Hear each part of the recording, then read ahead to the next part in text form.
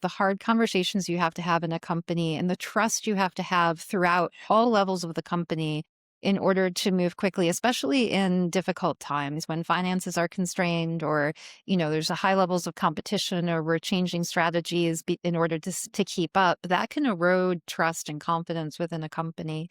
I think around the time of the pandemic and also around the time of the George Floyd killing and all of the protests that were happening in Philadelphia and throughout the nation. And there's a huge amount of anxiety within the company. And we wanted to talk about it. And so she took this bold move to have those conversations within a company. And I think oftentimes there's a feeling that you should not have difficult conversations at a company because of liability or you might offend people. But through her help and the Get Real team, we were able to create pockets of safe spaces where we would have those difficult conversations.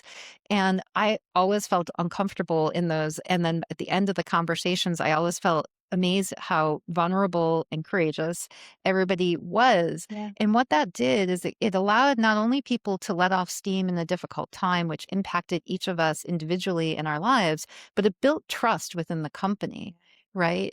And so now, there's other things going on in our society now that are really challenging. We can continue those difficult discussions, and I think what that does is it builds that trust so that when we ask for a new project. There's trust throughout the company. And that's not why we did Get Real. But I think that's a hidden benefit of the culture that leads to a lot of scientific and clinical progress.